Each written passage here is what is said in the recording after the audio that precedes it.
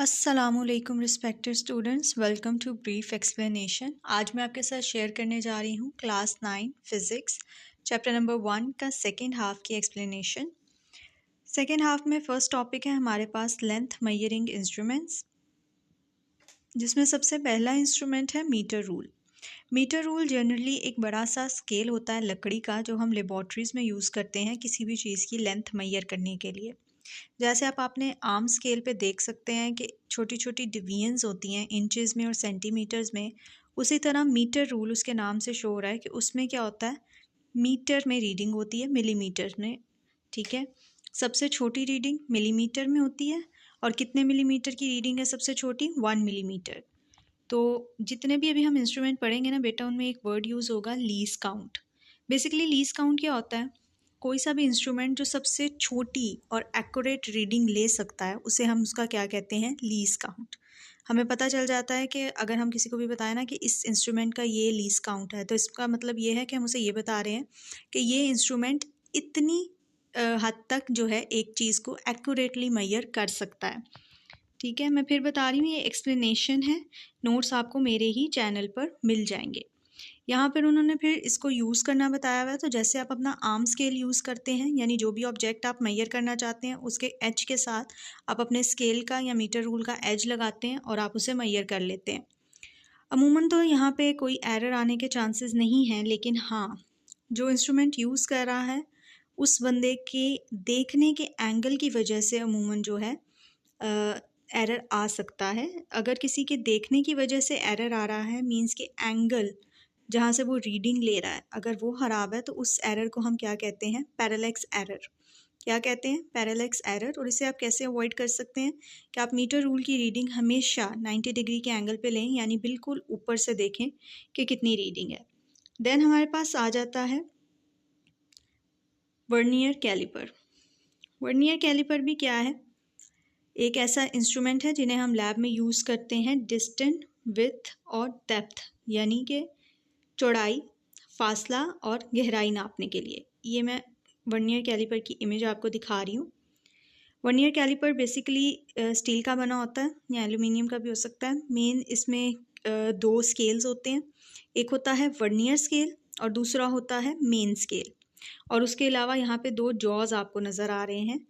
एक जो jaw number A है वो अपनी जगह पे फिक्स्ड होता है, और जॉ नंबर बी जो है वो वर्नियर स्केल के साथ मूव करता है। उसके अलावा वर्नियर कैलिपर की जो स्मॉलेस्ट रीडिंग है, यानी ये कहाँ तक स्मॉलेस्ट रीडिंग ले सकता है, तो वो है इसकी 0.1 मिलीमीटर, और अगर इससे भी छोटी पे जाएं तो 0.05 मिलीमीटर। वैसे लीज काउंट में अमूमन अगर एमसीक्यूज में आता है तो आपने 0.1 मिलीमीटर ही लिखनी है। सबसे पहले इसको यूज़ करने का तरीका देख लेते हैं कि यूज़ आपने कैसे करना होता है। जो सी भी चीज़ आपने मेजर करनी है उसे आप इसके जॉज के दरमियान रखें और मेन स्केल और वर्नियर स्केल की रीडिंग ले लें। जो सी भी रीडिंग आपस में कोइंसाइड कर रही है, बेसिकली उतनी ही आपकी विड्थ है या उतनी ही आपकी डेप्थ है उस चीज़ की। उसके अलावा अब ये तो मैंने आपको बता दिया इसे यूज़ कैसे करते हैं। उसके अलावा एक चीज़ आपने देखनी होती है कोई भी इंस्ट्रूमेंट यूज़ करने से पहले, कि उस इंस्ट्रूमेंट में ज़ीरो एरर तो नहीं है, और अगर है तो फिर आपने उसकी ज़ीरो करेक्शन करनी होती है। ज़ीरो एरर बेसिकली इस इंस्ट्रूमेंट में क्या होगा, जैसे मैंने आपको मीटर रूल का बताया, उसमें देखने के एंगल की वजह से ज़ीरो एरर आ सकता है या एरर आ सकता है। उसी तरह वर्नियर स्केल में किस तरह से ज़ीरो एरर आ सकता है कि जब आप वर्नियर स्केल और मेन स्केल को बंद करते हैं बगैर किसी चीज़ को रखे, दरमियान में आपने कोई चीज़ नहीं रखनी, जब आप उसे बंद करें तो उनके ज़ीरोज़ जो हैं वो आपस में कंसाइड ना करें, वो आपस में बिल्कुल एक लाइन में ना आए अगर, तो वो क्या है? ज़ीरो एरर है। अब ज़ीरो एरर की वजह से ये तो नहीं हो सकता कि आप अपना इंस्ट्रूमेंट डिस्कार्ड कर दें, नहीं, आपने क्या करना होता है? ज़ीरो करेक्शन करनी होती है। अगर वर्नियर स्केल का ज़ीरो जो है वो मेन स्केल के ज़ीरो से आगे है, तो जो भी आपकी मेजरमेंट आई होगी ना किसी भी चीज़ की, उसमें से आपने ज़ीरो एरर को सब्ट्रैक्ट कर देना है। बेसिकली 0.01 जो है आपका, सॉरी 0.1 मिलीमीटर को आपने क्या कर लेना है? सब्ट्रैक्ट। और अगर वर्नियर स्केल का ज़ीरो मेन स्केल के ज़ीरो से पीछे है तो आपने इसे ऐड करना है। ठीक है, आपने इसे क्या करना है? ऐड करना है। जो भी आपकी रीडिंग आएगी उसमें आपने जितना भी वो आगे है या जितना भी वो पीछे है उतना आपने उसमें क्या कर लेना है? ऐड कर लेना है ज़ीरो करेक्शन को। ठीक है, मिसाल के तौर पे वो 0.2 मिलीमीटर आगे या 0.2 मिलीमीटर पीछे रह गया, तो आप 0.2 मिलीमीटर ही ऐड करेंगे और 0.2 मिलीमीटर ही सब्ट्रैक्ट करेंगे, ठीक है। उसके अलावा लीस्ट काउंट निकालने का फॉर्मूला क्या होता है, तो आपने मेन स्केल की स्मॉलेस्ट रीडिंग को डिवाइड करना होता है टोटल नंबर ऑफ डिवीजन से जो वर्नियर स्केल पे मौजूद है। ये मैंने सारा कुछ जो भी इसमें लिखा हुआ है उसे कंसाइज करके आपको समझा दिया, क्योंकि ये टॉपिक स्मार्ट सिलेबस में तो नहीं है लेकिन बाकी में भी प्रैक्टिकल पॉइंट ऑफ व्यू से ये इंपॉर्टेंट टॉपिक है। पेपर पॉइंट ऑफ व्यू से एज सच इतना इंपॉर्टेंट टॉपिक नहीं है, क्योंकि ये पेपर में नहीं आता होता था। आपका मुझे पता नहीं, मैंने एक्सप्लेन इसीलिए अच्छे से किया है और आपके नोट्स में भी मैंने इसे अच्छे से ही एक्सप्लेन किया और मेन पॉइंट सारे लिखे हुए हैं, तो इसलिए आपने परेशान नहीं होना कि जी हम थोड़ा लिखेंगे तो नंबर तो नहीं कटेंगे। नहीं, जितना मैंने आपको बताया वो मोर देन इनफ है। देन आपके पास आ जाता है माइक्रोमीटर स्क्रू गॉज। ये वर्नियर स्केल से भी ज़्यादा एक्यूरेट और कंसाइज रीडिंग देता है और इसे हम अमूमन डायामीटर ऑफ वायर या मेटल शीट की, जो कि बहुत बारीक शीट होती है, उसकी लेंथ, डायामीटर, ये चीज़ें मैयर या थिकनेस मैयर करने के लिए इस्तेमाल करते हैं। इसमें भी आपके पास दो स्केल होते हैं। मेन स्केल जिसकी सबसे छोटी रीडिंग 0.5 मिलीमीटर या 1 मिलीमीटर होती है, और सर्कुलर स्केल, ठहरे मैं इसकी भी आपको इमेज दिखा दूँ। मेन स्केल जो कि स्लीव पे बना हुआ है और सर्कुलर स्केल जो आपको इसके साइड में नज़र आ रहा है, ठीक है, वो आप देख लें कि जो मेन स्केल है उसमें 0.5 मिलीमीटर रीडिंग है और जो आपका दूसरा सर्कुलर स्केल है उसमें 50 डिवीजन्स भी हो सकती हैं और 100 डिवीजन्स भी हो सकती हैं, ठीक है। उसके बाद पिच होती है इसमें, डिस्टेंस मूव्ड बाय स्पिंडल पर कंप्लीट टर्न। बेटा आपको मैं पहले इसकी इमेज से समझा दूं कि एक पॉइंट है उसे हमने एनुअल कहा है, वो अपनी जगह पे फिक्स रहता है, ठीक है। उसके बाद दूसरा पॉइंट है रैकेट। रैकेट वाले पॉइंट से जब आप इसे घुमाते हैं ना, तो अगर आपने इंसुलिन वाला पेन देखा होगा तो आपने देखा होगा इंसुलिन वाले पेन को जब घुमाया जाता है तो उतनी इंसुलिन जो है वो उसमें उतने पॉइंट जमा हो जाती है। वैसे यहाँ पे अगर आप रैकेट को घुमाते हैं तो ये जो स्पिंडल है ये बाहर निकलना शुरू होता है स्लीव्स में से, ठीक है। और बाहर निकल कर चीज़ जो भी आपने मैयर करनी है उसे आप सेंटर में रख देते हो और फिर आप उसका आराम से जब बंद कर लेते हो, फुली टाइट कर लेते हो उसको, दोनों एंड्स को, तो फिर आप उसकी रीडिंग ले लेते हो, ठीक है। सिंपल इतना सा इसका यूज़ है। इसमें भी वही है कि इसका भी लीस्ट काउंट आपने कैसे निकालना है, तो pitch divided by number of circular scale readings. Pitch कौन सी रीडिंग है, जो आपकी ये मेन उस पर बनी हुई है स्ट्रेट लाइन में, ठीक है, वो रीडिंग आपकी पिच की रीडिंग है और सर्कुलर स्केल की रीडिंग के साथ आपने इसे क्या करना होता है, डिवाइड करना होता है। इसमें भी ज़ीरो एरर आ सकता है अगर सर्कुलर स्केल का ज़ीरो जो है वो मेन स्केल की रेफरेंस लाइन, जो कि स्लीव के एरो के बिल्कुल नीचे आपको नज़र आ रही होगी, उसके साथ अगर नहीं मिल रहा, ठीक है, अलाइन नहीं हो रहा, तो इसका मतलब एरर है इसमें भी। और इसमें एरर को कैसे ठीक करते हैं, पॉजिटिव ज़ीरो एरर होगा जब सर्कुलर स्केल की लाइन नीचे होगी रेफरेंस लाइन से, तब आप सब्ट्रैक्ट करेंगे, और नेगेटिव ज़ीरो एरर तब होगा जब वो रेफरेंस लाइन से सर्कुलर स्केल का ज़ीरो ऊपर होगा, तब आप इसे ऐड करेंगे। मेजरमेंट लेने का तरीका क्या है, ऑब्जेक्ट को एनुअल और स्पिंडल के दरमियान रखें। I am sorry for the traffic.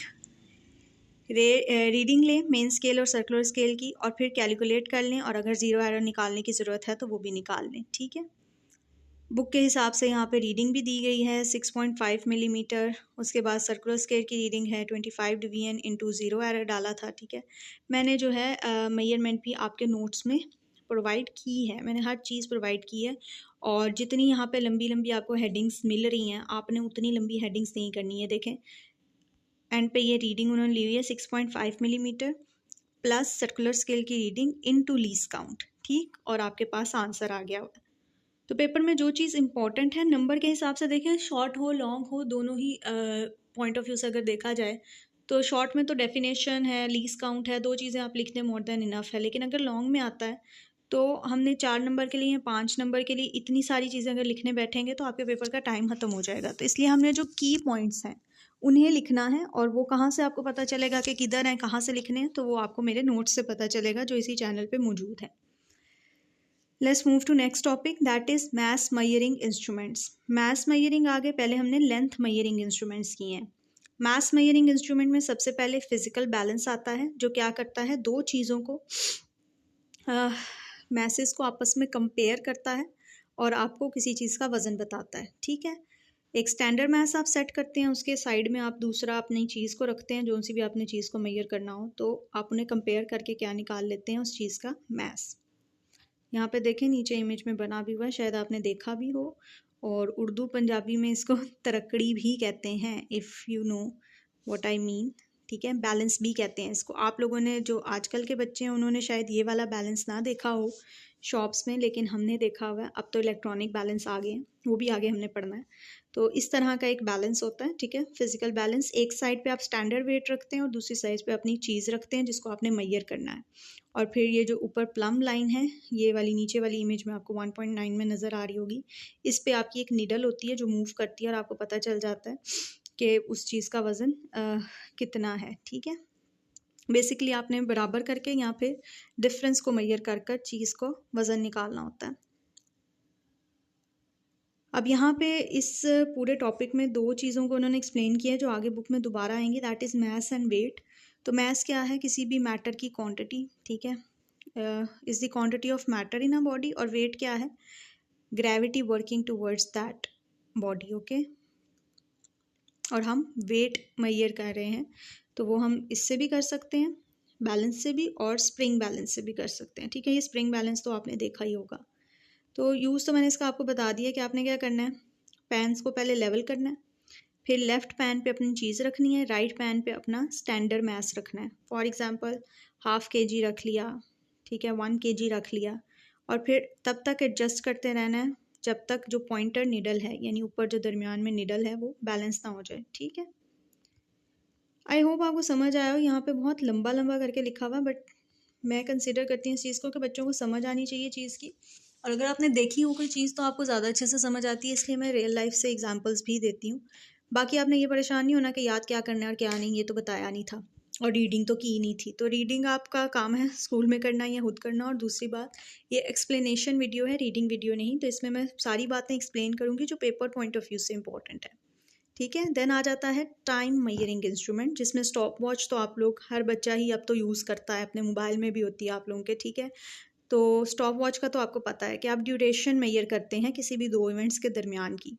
Stop watch की दो किस्में होती हैं, एक होती है मैकेनिकल स्टॉप वॉच और दूसरी होती है आपकी डिजिटल स्टॉप वॉच। ठीक है, स्टॉप वॉच को यूज़ आप कैसे करते हैं, आप बेसिकली इसको प्रेस करते हैं स्टार्ट बटन को, उसके बाद जैसे ही आपने टाइम रोकना होता है आप उसे स्टॉप कर देते हैं, और जैसे ही आपने रीसेट करना होता है आप उसे दोबारा से प्रेस करते हैं उसी बटन को। ये ऊपर जो मैकेनिकल है बेटा, इसमें यही वाला बटन तीनों काम करता है। स्टार्ट भी इसने करना है, स्टॉप भी इसने करना है। स्टॉप करेंगे तो जहाँ पे नीडल होगी वो आपकी रीडिंग होगी, और फिर तीसरी बार इसे दबाएंगे तो आपकी जो स्टॉप वॉच है रीसेट हो जाएगी। जबकि डिजिटल में आपको पता है कि बटन्स जो हैं अलग अलग होते हैं, प्रेस करना होता है आपने। ठीक है, जो मैकेनिकल है उसमें ये जो ऊपर वाला बटन है इसे हम नॉब कहते हैं, और अमूमन जो स्टॉप वॉच का लीस्ट काउंट होता है वो 0.1 सेकेंड होता है, क्योंकि हमें पता है हम टाइम को सेकेंड्स में मैयर करते हैं। ठीक है, stop watch important short question है। ठीक, उसके बाद आ जाता है वॉल्यूम मैयरिंग इंस्ट्रूमेंट। किसी चीज़ का वॉल्यूम निकालना हो तो उसके लिए अमूमन हम मैयरिंग सिलेंडर यूज़ करते हैं। मैयरिंग सिलेंडर जो है वॉल्यूम मैयर करता है लिक्विड्स का भी और इरेगुलर शेप सॉलिड्स का भी। ऐसे सॉलिड जिनकी कोई प्रॉपर शेप ना हो या जिन्हें मैयर करना बाकी तरीक़ों से मुश्किल हो, उन्हें हम मैयरिंग सिलेंडर की मदद से मैयर कर लेते हैं। सबसे पहले आपने क्या करना है, मैयरिंग सिलेंडर ये साइड में बिल्कुल आपकी इमेज बनी हुई है, यहाँ से आप देख रहे हैं 10 से शुरू हो रही है, 20 मिलीमीटर, 30 एंड 40 मिलीमीटर। ठीक है, सीसी भी कह सकते हैं, सेंटीमीटर क्यूब भी कह सकते हैं, जो इसकी स्मॉलेस्ट रीडिंग है वो सेंटीमीटर क्यूब है, या मिलीलीटर भी कह सकते हैं। ठीक, मैं तीनों चीज़ें बता रही हूँ आपको। उसके अलावा ये ग्लास का भी बना हो सकता है और प्लास्टिक का भी बना हो सकता है। आपने क्या किया, सबसे पहले इसमें लिक्विड डाला। अगर तो आप लिक्विड को मैयर कर रहे हैं तो लिक्विड डालेंगे, और यहाँ पे इमेज में ही वो बता रहे हैं कि आपने लिक्विड जहाँ भी आपका आके स्टॉप हो रहा है, आपने बिल्कुल उसी आँख, मतलब उसी जगह पे अपनी आँख रख कर रीडिंग लेनी है। ना आपने ऊपर से रीडिंग लेनी है ना नीचे से लेनी है। ठीक है, यहाँ पे एक टर्म यूज़ हुई है मेनिस्कस। तो मेनिस्कस क्या होती है, बेसिकली लिक्विड की कर्व्ड सरफेस। ठीक है, लिक्विड की कर्व सरफेस जो आपको नज़र आ रही होती है, ऊपर से भी आपको ऐसा लग रहा होता है ना कि पानी थोड़ा कर्व्ड है, और नीचे से भी ऐसा लग रहा होता है कि थोड़ी सी कर्व शेप में आ रहा है, तो उसे आप मेनिस्कस कहते हैं। ठीक, आपने मेनिस्कस के बिल्कुल बराबर अपनी आंख रखनी होती है, ना ऊपर ना नीचे। अगर आप पानी को मेजर कर रहे हैं तो वो आपको कनकेव नज़र आएगा मेनिस्कस, और अगर मरकरी को कर रहे हैं तो आपको ये कन्वेक्स नज़र आएगा। ठीक है, ये हो गया आपका मेजरिंग सिलेंडर। उसके अलावा डिस्प्लेसमेंट कैन मेथड, दो मेथड्स हैं यहाँ पे। डिस्प्लेसमेंट कैन मेथड बेसिकली क्या है कि आपके पास एक कैन होता है, उसके साइड में एक नोज़ल बनी होती है, ओपनिंग बनी होती है। ठीक, आपकी अगर कोई इरेगुलर शेप सॉलिड है और आपने उसको मेजर करना है तो आप क्या करेंगे, पहले तो आप मेजरिंग सिलेंडर को पानी से भरेंगे और पानी का लेवल रिकॉर्ड कर लेंगे। ठीक, फिर आप धागे के साथ उस ऑब्जेक्ट को जिसको आपने मेजर करना है उसे नीचे लटकाएंगे, आराम आराम से। ठीक है, एकदम से नीचे नहीं फेंकना, उसे आराम से नीचे लोअर करना है हमने पानी के अंदर, और उससे क्या होगा, पानी का लेवल बढ़ जाएगा और जो एक्स्ट्रा पानी है वो बीकर से नोज़ल से होता हुआ बाहर जो बीकर पड़ा है उसमें निकल आएगा। अब दो तरीके हैं, पहले जो आपने वाटर लेवल लिया था उसमें से आप नए वाटर लेवल को माइनस करके भी न्यू वाटर लेवल में से, यानी जो नई रीडिंग है उसमें से पुरानी रीडिंग को माइनस करके भी ऑब्जेक्ट का निकाल सकते हैं वज़न। और दूसरा तरीका ये है कि आप जो है ये जो बीकर में पानी जमा हुआ है उसको मेजर करके भी उस सॉलिड ऑब्जेक्ट का वज़न निकाल सकते हैं। ठीक है,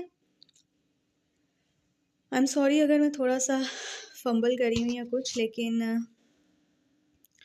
आई एक्सप्लेन इट अगेन कि आप क्या करेंगे, आप सिलेंडर को पानी से फिल करेंगे, साइड में आपने एक साइड ओपनिंग रखी हुई है, बीकर रखा हुआ है, अब उसमें उस ऑब्जेक्ट को डालेंगे। ऊपर हमने पढ़ा था लिक्विड के लिए डिस्प्लेसमेंट मेथड है, सॉलिड्स के लिए चीज़ को नीचे फेंकेंगे, पानी का लेवल ऊपर आ जाएगा, जितना लेवल ऊपर आया उसमें से पुरानी वाली रीडिंग को माइनस करेंगे तो आपके पास वॉल्यूम आ जाएगा, या फिर आप बीकर में जितना भी पानी गया है उसको मेजर कर लें, तब भी आपके पास क्या आ जाएगा, volume of that solid body. ठीक है, दोनों तरीक़ों से आ जाएगा। आज के लिए 4 topic I think more than enough है, क्योंकि चैप्टर थोड़ा लंबा है और वीडियो भी लंबी होती जा रही है, तो इंशाल्लाह बाकी के टॉपिक नेक्स्ट वीडियो में। अगर आपको मेरा वीडियोस पसंद आ रही हैं, मेरी एक्सप्लेनेशन पसंद आ रही है, मेरा चैनल हेल्पफुल साबित हो रहा है आपके लिए, तो प्लीज़ प्लीज़ प्लीज़ मेरे चैनल को सब्सक्राइब करें, वीडियो को लाइक किया करें और अपने दोस्तों के साथ ज़रूर शेयर किया करें। अगर आपने यहाँ तक वीडियो देखी है तो आप सबका बहुत शुक्रिया। जज़ाकल्लाह खैर।